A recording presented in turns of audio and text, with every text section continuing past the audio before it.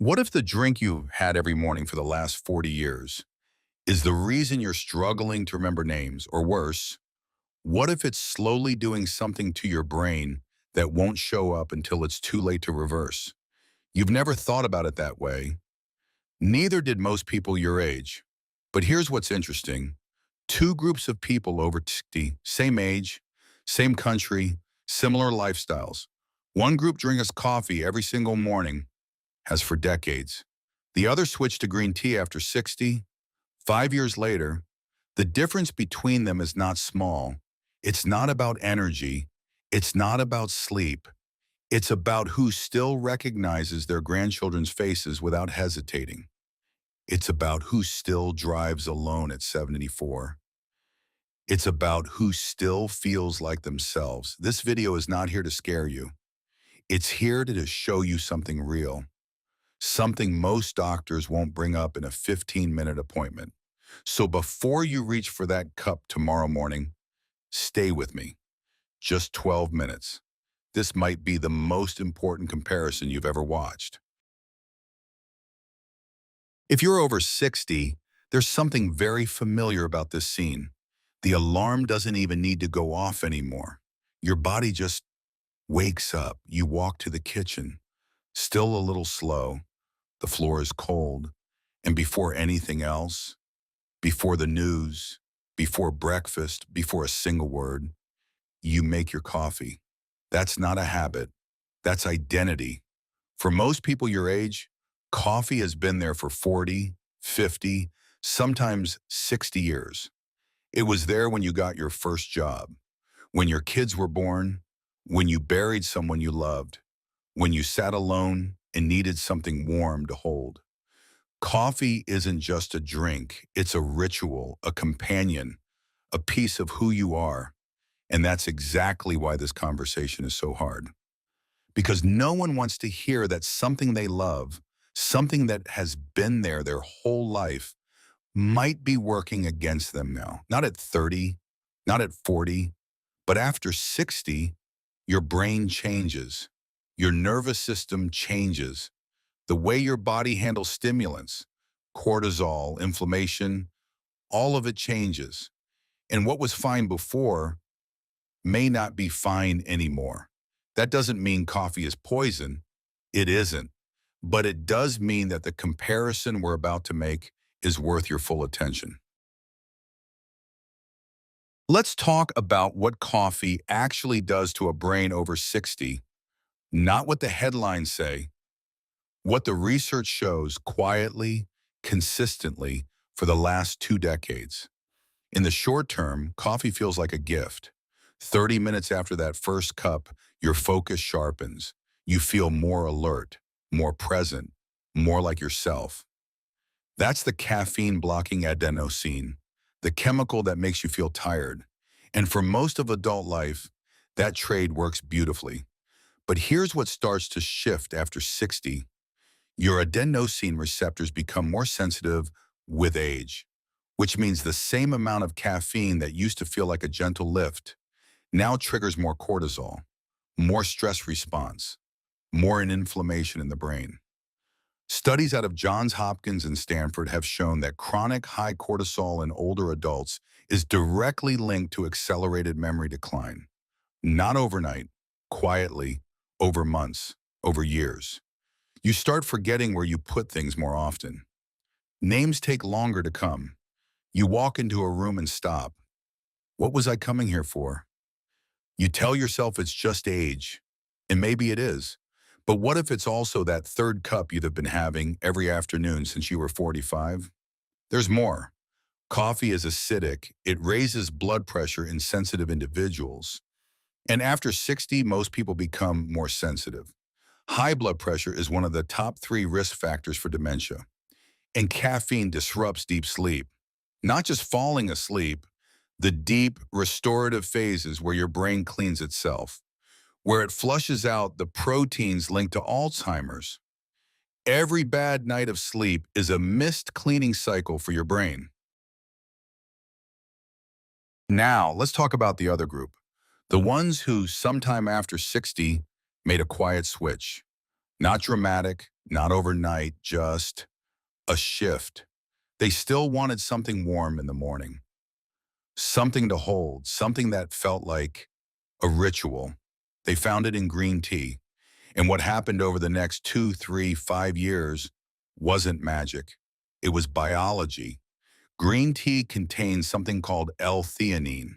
It's an amino acid found almost nowhere else in nature. And here's what makes it remarkable for a brain over 60. L-theanine crosses the blood-brain barrier. It promotes alpha wave activity, the same brain waves associated with calm focus. The kind of focus you have when you're doing something you love and time disappears, not the jittery alertness of caffeine. Calm, clear, sustained. Now combine that with a small amount of natural caffeine in green tea, about a quarter of what's in coffee, and what you get is something researchers call a cognitive synergy. Your brain sharpens without your heart racing. You focus without the crash 2 hours later. You stay sharp through the afternoon without a second cup. But that's just the beginning. Green tea is one of the richest natural sources of EGCG, epigallocatechin galate. Say that 5 times fast, or just remember this. It's one of the most studied neuroprotective compounds on the planet. Studies from Japan, where green tea consumption is among the highest in the world, show that older adults who drink 2 to 3 cups of green tea per day have significantly lower rates of cognitive decline. Not slightly lower, significantly. One study followed 4,000 adults over 70. Those who drank green tea regularly were 54% less likely to show signs of cognitive impairment. 54%. Let that number sit with you for a moment. Let's put them side by side. No filter, no bias, just the comparison. Sleep quality. Coffee, especially afternoon, delays sleep onset and suppresses REM. For people over 60 who already sleep lighter and wake more often, this is compounding damage. Every night, green tea, the L-theanine, actually improves sleep architecture. People report falling asleep more easily and waking feeling more rested. Not because of sedation, because of balance. Cortisol and stress response. Coffee raises cortisol. In your 60s, cortisol is already more volatile. High cortisol shrinks the hippocampus, the part of your brain responsible for forming new memories. Green tea, e.g., CGJ, has been shown to actively reduce cortisol levels in the bloodstream. It doesn't just stop the damage, it begins to reverse the environment that causes it, inflammation. Chronic low-grade inflammation is now understood to be one of the primary drivers of cognitive aging. Coffee, for some people, increases inflammatory markers, particularly in those with certain genetic variants that are more common after 60. Green tea is one of the most powerful anti-inflammatory foods known. 3 cups a day provides measurable reduction in brain inflammation biomarkers. Cardiovascular protection. Coffee raises blood pressure. Short term, this isn't dangerous. Long term, for people already managing hypertension, and after 60, that's the majority, it adds compounding risk to the brain's blood supply. Green tea lowers LDL cholesterol. It improves arterial flexibility. It protects the vessels that carry oxygen to your neurons. And oxygen to your neurons means you stay sharp. You stay present. You stay you. I want you to think about someone you know. Maybe it's a neighbor. Maybe it's a sibling. Maybe, and I say this gently, it's someone you see in the mirror. Someone who used to be sharp, quick, present. Someone who used to finish sentences before you even started them. Who remembered every birthday, every anniversary, every detail. And then slowly, so slowly you almost didn't notice, they started to drift. The words started taking longer. The story started repeating. The eyes started looking just slightly somewhere else. Nobody said it was the coffee. Nobody ever connected it. Because these things don't happen with a warning label. They happen in the background of ordinary life while you're doing ordinary things, while you're having your morning cup. That's the cruelty of cognitive decline. It doesn't announce itself. It doesn't give you a deadline.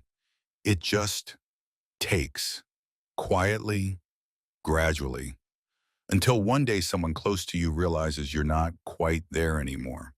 And the heartbreaking truth is, for many people, the window to make a real difference was years earlier. Not when symptoms appear, not when the diagnosis comes, years before, when the brain is still plastic enough to respond, when the inflammation can still be reduced, when the sleep can still be repaired, when a choice as simple as what you drink every morning can still matter. You are still in that window. Here's what I want you to take away from everything you have heard so far. This is not about guilt, and it is not about perfection. If you've had coffee every morning for 50 years, you are not broken. You have not failed your brain. You have lived your life, and coffee was part of it. But you are 60 or 65 or 72, and that changes what your brain needs from you now. The good news, and there is genuinely good news here, is that your brain is more resilient than you've been told. Neuroplasticity doesn't end at 60, it slows, but it continues. The inflammation that's been building can begin to reduce within weeks of dietary changes. Sleep quality can improve in days. Cortisol balance can shift in as little as 3 to 4 weeks with consistent, sustained change. The brain you have right now, today, is capable of protection, of partial recovery, of staying sharp for far longer than the average trajectory suggests. But it requires decisions, small ones, consistent ones, not a complete overhaul of your life, not a radical detox.